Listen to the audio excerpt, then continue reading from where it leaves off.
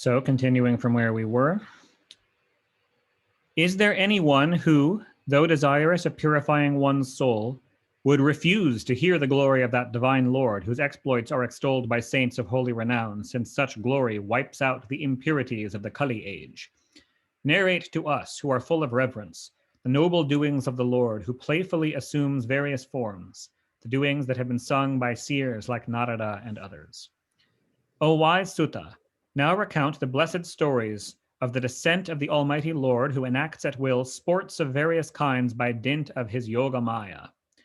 We, for our part, are never sated with hearing the exploits of the illustrious Lord, which are more and more delightful to hear at every step to those listeners who have a taste for sweet things.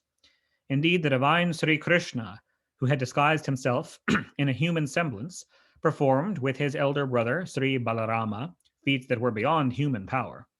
Having come to know that the age of Kali has arrived, we are assembled in this holy retreat, sacred to Sri Vishnu, for a long sacrificial session, and have thus got ample time to hear the stories of Sri Hari. This age of Kali takes away the purity of men's heart, and is thus difficult to conquer.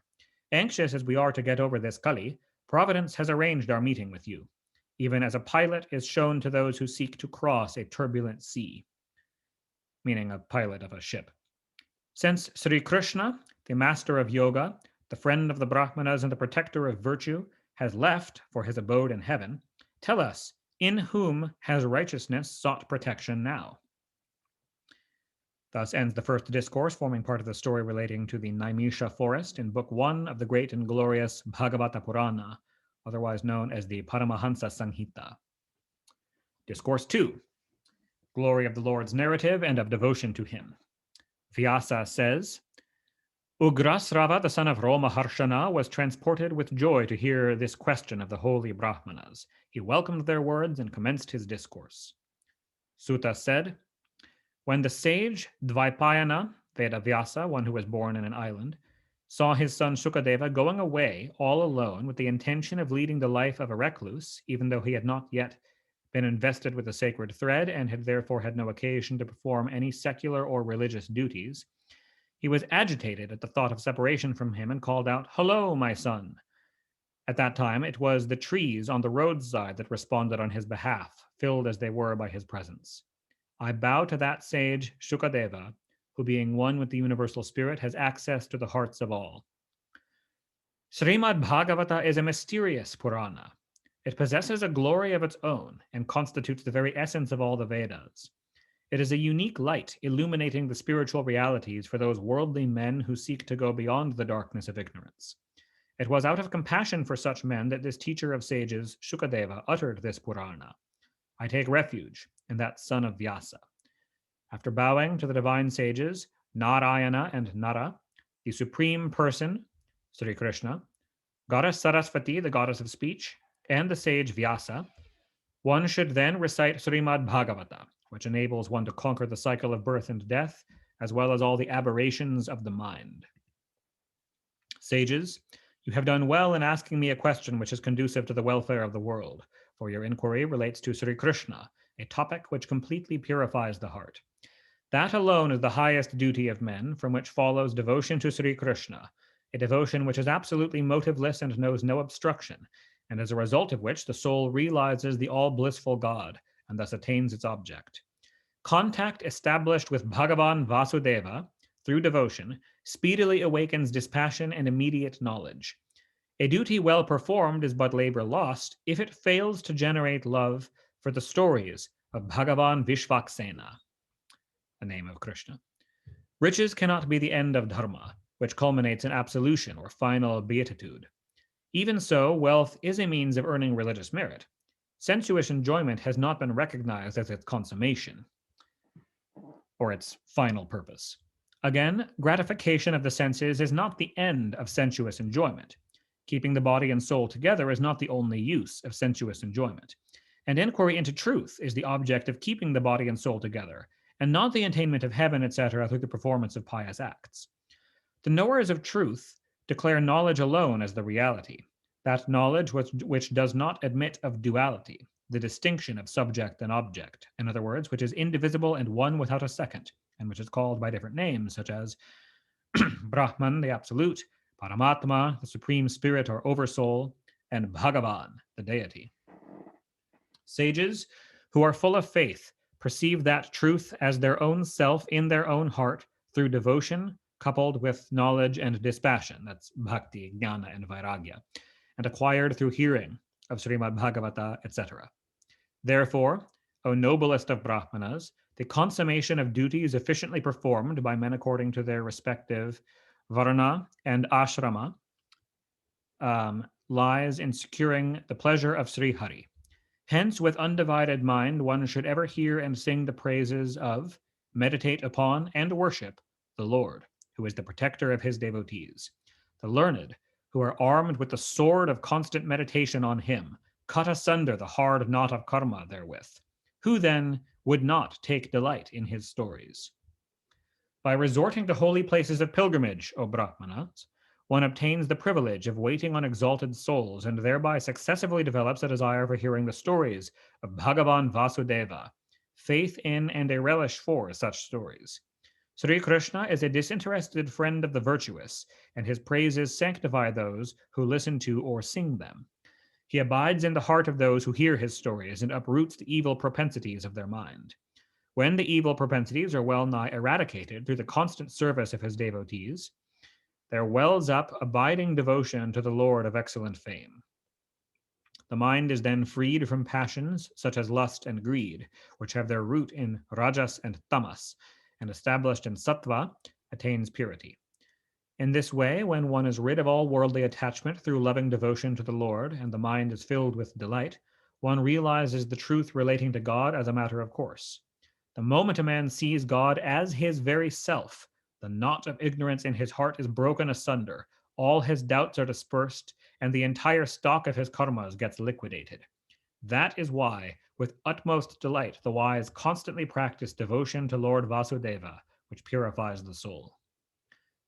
Sattva, Rajas, and Tamas are the three attributes or modes of Prakriti, or primordial matter. Assuming these for the preservation, creation, and destruction of the universe, respectively, the one supreme person severally bears the names of Hari, Vishnu, Virinchi, Brahma, and Hara, Shiva. Yet the supreme good of men flows from Sri Hari alone, whose body consists of pure sattva.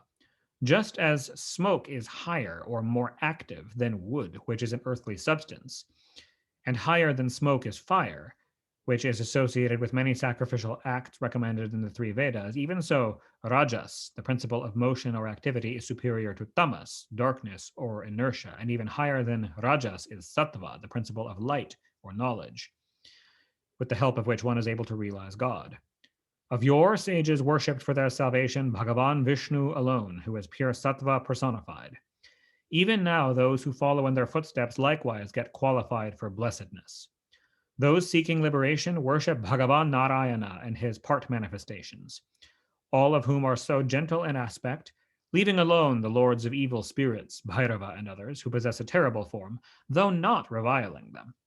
Those, however, who possess a rajasika or tamasika disposition and are seekers of wealth, power, and progeny, worship the manes, the pitris or ancestors, evil spirits, and the lords of created beings, possessing as they do a character similar to theirs. The Vedas ultimately treat of Bhagavan Vasudeva. The sacrifices themselves aim at the attainment of Vasudeva. The various yogas eventually lead to Vasudeva, and all sorts of rituals, too, have their end in Vasudeva. All wisdom has its culmination in Vasudeva. All austere penance has Vasudeva for its goal. All virtue aims at the realization of Vasudeva, and all destinies culminate in Vasudeva. Although the Lord is himself beyond Prakriti and its three modes, yet it was he who evolved this universe in the beginning through his own Maya, which consists of the aforesaid three gunas and is both real and unreal. Having entered into these three gunas that have been evolved by the aforesaid Maya, he appears as possessed of these gunas, though essentially he is consciousness personified. Just as fire, though really one, appears as many when abiding in the different logs of wood that manifest it, so does God, the soul of the universe, though essentially one, appear as many when manifested in different beings. Entering as the soul, the various material bodies created by himself out of the various evolutes of the three gunas, such as the subtle elements, the senses, and the mind, the Lord enjoys the sense objects appropriate to such bodies. It is he, again, who creates the different worlds, and descending by way of sport in different species, such as the devas, the human beings, and the lower forms of life, protects all the beings through his sattva, or goodness. Discourse 3 on the Lord's avatars, or descents into the world of matter. Sutta says, in the beginning, with the desire of evolving the different worlds, the Lord assumed the form of Purusha, the primal person, consisting of 16 component principles, the 10 sense organs, the 5 gross and 5 subtle, the 5 elements, and the mind, and constituted of Mahat, the cosmic intellect, etc. While he was displaying his sleep of Samadhi, reposing on the causal waters, there appeared from the lake of his navel a lotus, wherefrom sprang up Brahma, the lord of progenitors of the world, the lord of the Prajapatis. It is on the disposition of his limbs that the various worlds stand superimposed. That is the most exalted form of the Lord, consisting of pure sattva or goodness. The yogis behold that form by means of their divine eye, wonderful as it is with its thousands of feet, thighs, arms, and faces. It has thousands of heads, ears, eyes, and noses, and is resplendent with thousands of diadems, robes, and earrings. This form of the Lord, popularly known by the name of Narayana, is the imperishable seed of the various avatars and the abode to which they all return after accomplishing their purpose. It is by a ray, e.g., Marichi, of his ray, Brahma, that gods, human beings, and the lower forms of life are created. It was this very Lord, Narayana, who, first manifesting himself as the Kumaras, Sanaka and others, took the form of 4 Brahmanas and observed the hard vow of perpetual celibacy. During the second avatara of the Lord of all sacrifices assumed the form of the divine boar, with a view to lifting the earth that had sunk to the lowest depths of the ocean in order to proceed with the work of creation. Appearing in the person of the celestial sage Narada in his third manifestation as a rishi, he taught the gospel of the Vaishnavas, the Pancharatra, which inculcates the method of doing things in such a way that they may cease to bind us. During his fourth manifestation, in which he was born of Dharma's better half, Murti, he appeared in the dual form of the sages Nara and Narayana and practiced severe penance with perfect control of the mind and senses. His fifth manifestation was known by the name of Kapila, the lord of the Siddhas, who taught to the sage Asuri the Sankhya system of philosophy that determines the nature of the fundamental principles and had been cast into oblivion through the ravages of time. During his sixth manifestation, he appeared as a son of the sage Atri at the entreaty of Anasuya, Atri's wife.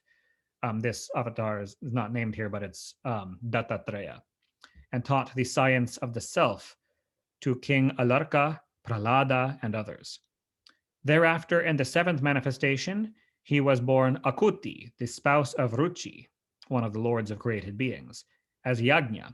Assisted by his sons Yama and the other devas, he held the office of Indra during the first Manvantara, presided over by Swayambhuva Manu. So a little explanation, because that's getting somewhat arcane there. So there's a succession in the cycles of time greater than the cycles of the 4 yugas or the cycles of Manus, called Manvantaras, different progenitors of humanity. And the seat of Indra is held by a different deva during each Manvantara. So in the first Manvantara of the present Kalpa, or the present creation of Brahma, an avatar of Vishnu himself held the seat of Indra. In the eighth manifestation, yeah? May I ask, is that of any relation to the the Prajapati? Is that some sort of seat, or is that a being? Prajapati, there are a bunch of Prajapatis. They're what's being translated here as progenitors. In fact, you can tell the word progenitor is related to the Sanskrit word Prajapati.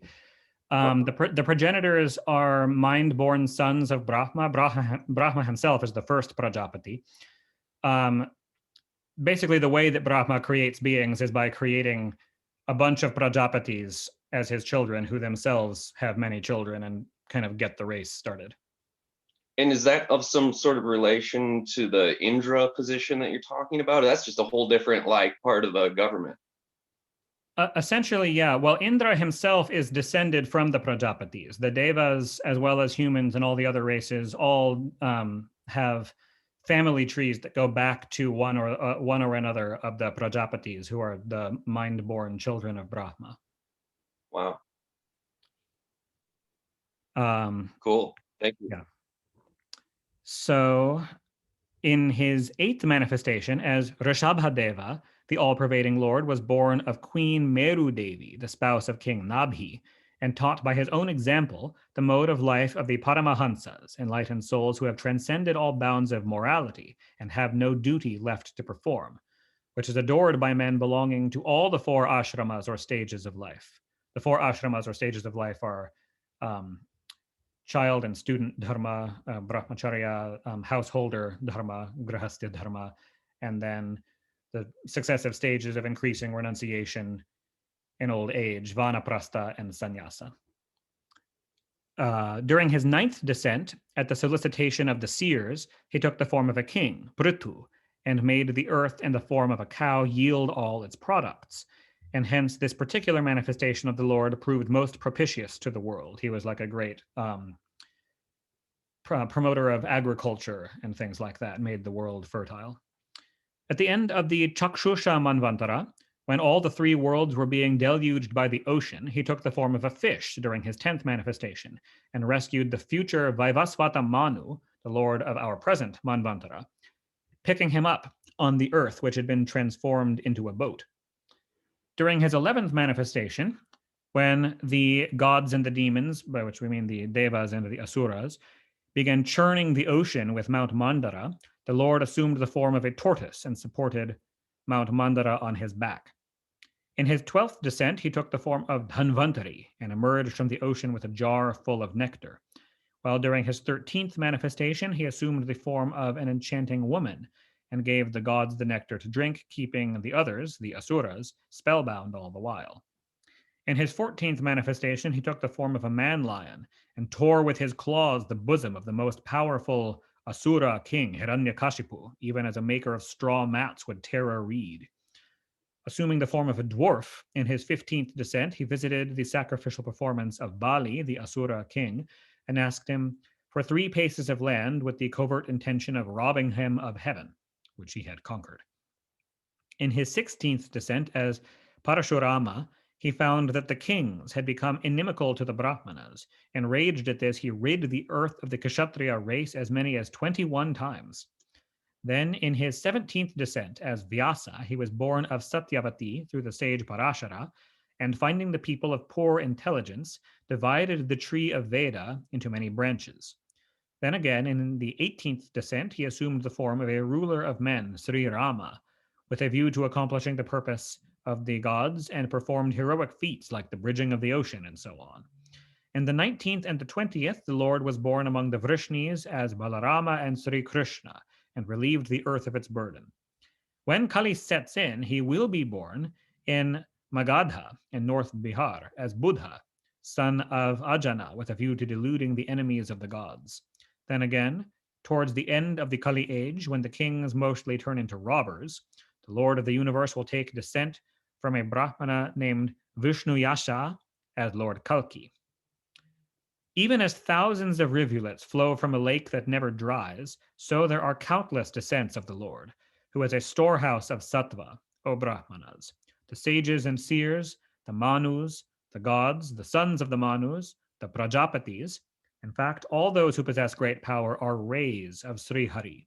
These, however, are either part manifestations or rays of the Supreme Person, while Sri Krishna is the Lord himself. All these avatars or manifestations of the Lord appear from age to age and protect the world when it is oppressed by the enemies of Indra. This story of the Lord's descents is a secret. The man who devoutly recites it every evening and morning with a pious mind is rid of all suffering. This gross manifestation in the form of the material universe of the Lord who is essentially spiritual and has no material form, has been evolved by the products of his Maya, such as Mahat, the principle of cosmic intelligence, and so on, and superimposed upon the Lord himself.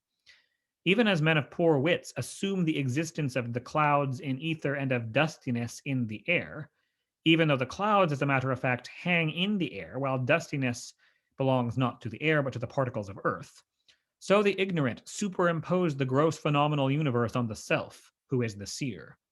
Beyond this material form is a subtle and unmanifest form of the Lord, who has constituted undeveloped gunas, gunas that have not assumed distinctive shapes, and is neither open to perception nor to hearing. It is this subtle or astral body which is termed as the jiva or soul, because the soul seems to enter it or is identified with it, and goes through repeated births or transmigrations. It is through nescience that the aforesaid astral and material bodies are superimposed on the self.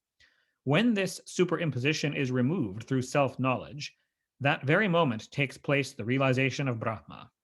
The knowers of truth are aware that when the Lord's sportful Maya in the shape of knowledge withdraws, the jiva becomes one with Brahma and gets established in the glory of the self.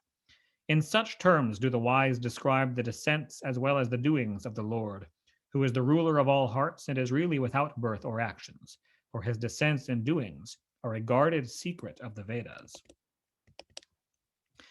The pastimes of the Lord are always purposive. By mere sport, he creates, preserves, and reabsorbs this universe, but never gets attached to it. Abiding unperceived in the heart of all living beings, he seems to enjoy the objects of the mind and the five senses as the ruler of all the six. But being the master of his self, he remains aloof from these objects. They fail to bind him. No stupid creature can know by any dialectical skill the names and forms or doings of the Lord, revealed by his thought or word, the Vedas, any more than an ignorant man can understand the performance of a conjurer accomplished through his will and speech. The power of the Lord who wields the discus in his hand is infinite. Though the maker of this world, he remains ever beyond it. He alone can know his ways, who inhales the fragrance of his lotus feet through constant and sincere devotion to them. Now you blessed ones are lucky indeed, since you in this life and in this world, which is full of impediments and obstacles, thus cultivate that undivided love to Bhagavan Vasudeva, the Lord of the entire universe, by virtue of which one never falls again into the terrible vortex of birth and death. The divine seer Veda Vyasa composed this Purana, known by the name of Shrimad Bhagavata, which stands on a par with the Vedas and contains the stories of the Lord of excellent renown. He taught this blessed, benedictory, and great Purana for the highest good of mankind to his son Shukadeva, who is foremost among self-realized souls. This represents the very cream extracted from all the Vedas and Itihasas.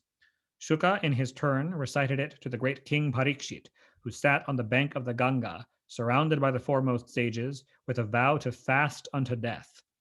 Now that Sri Krishna has left for his divine abode, with piety, wisdom, and all, this sun-like Purana has made its appearance for the benefit of those who have been blinded by the darkness of ignorance in this Kali age. While the glorious sage Shukadeva, or Brahmanas, was reciting this Purana, there on the bank of the Ganga, I too was present and learnt it by his grace. I will now recite the same to you, even as I have learnt it, according to the best of my lights. Thus ends the third discourse, forming part of the story relating to the Naimisha forest, in Book 1 of the great and glorious Bhagavata Purana, otherwise known as the Paramahansa Sanghita. Do we want to continue today, or is that good? What do you guys want? You guys decide. Yeah, that's been wonderful and probably quite a lot for us, I think, today. Okay, we can stop there. But can I ask a question about what you've read in terms of the avatars? Uh-huh. So there are 22 that are here.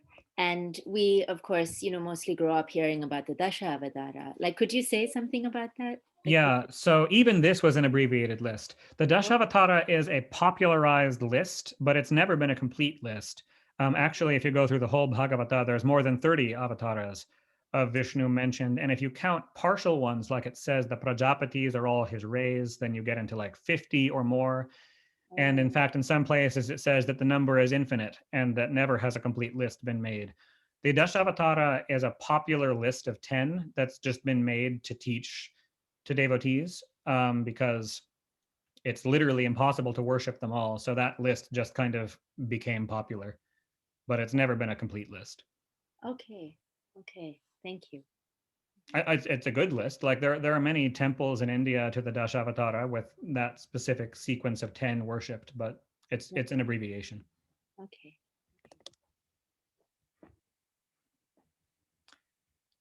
All right. Well, thank you, everybody. We can stop there for now and pick up with the next discourse next time. Thank you so much. You will put the recording, right? Yeah, I'll put these recordings up. I'll try to get it up today. That's okay. Thank you. All right. Great. Thank you, Devlaji. Yep. If Thank you you, can Deva. do a That was prayer, beautiful. Thank you. can we The end? Ekadashi, everyone. Hari Bol. Yes. Yes. Happy Putrada Ekadashi. Can we end it nice with a prayer? Like to me, I don't know what verse nice. Yeah, I can do Twameva if we want. Yes, sure. Twameva mata chapita twameva twameva bandhus chasaka twameva twameva vidya dravinam twameva twameva sarvam mama deva deva. Om Shanti Shanti Shanti. Om Sri Guru Bhyo Namaha. Hari Om.